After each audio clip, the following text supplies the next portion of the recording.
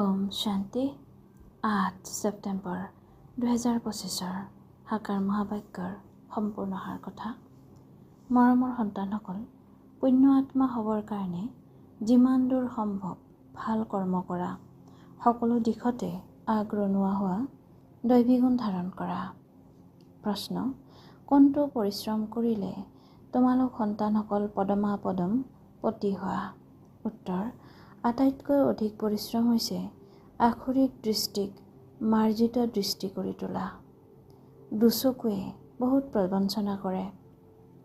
দৃষ্টি মাৰ্জিত কৰি তুলিবলৈ পিতাই যুক্তি শুনাইছে যে সন্তানসকল আত্মিক দৃষ্টিৰে চোৱা, শৰীৰক নাচাবা, মই আত্মা, এইটো অভ্যাস দৃঢ় কৰা। এইটো পৰিশ্ৰমেৰে তোমালোক জন্ম জন্মান্তৰৰ বাবে পদমপতি হৈ যাবা।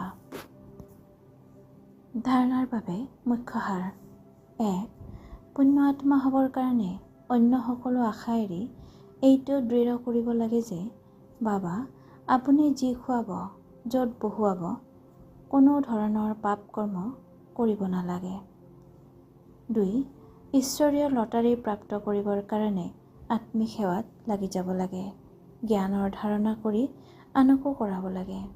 ভাল নম্বৰ ল'বলৈ যিকোনো কৰ্ম স্মৃতিত থাকি কৰিব লাগে। বৰদান: মায়া আৰু প্ৰকৃতিক দাসী কৰি দেউতা সদায় স্নেহী হোৱা। যিসকল সন্তান সদায় স্নেহী, তেওঁলোক স্নেহত লীন হোৱাৰ বাবে পৰিশ্ৰম আৰু কঠিনতাৰ পৰা সদায় হাত সাৰি থাকে। তেওঁলোকৰ আগত মায়া আৰু প্ৰকৃতি দুয়ো এতিয়াৰ পৰা দাসী হৈ যায়, অৰ্থাৎ সৰ্বদা স্নেহী আত্মা মালিক হৈ যায়।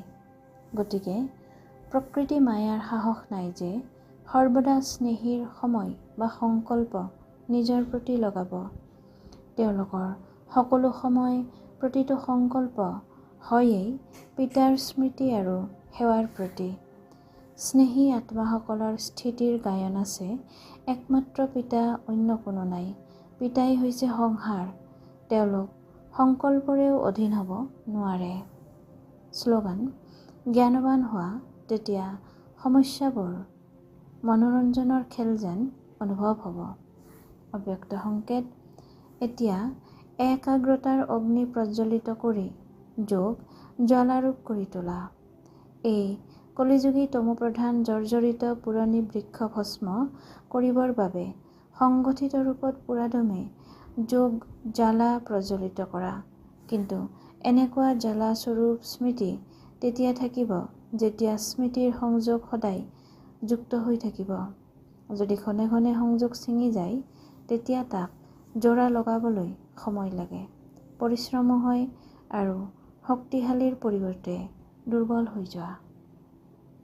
ওম শান্তি।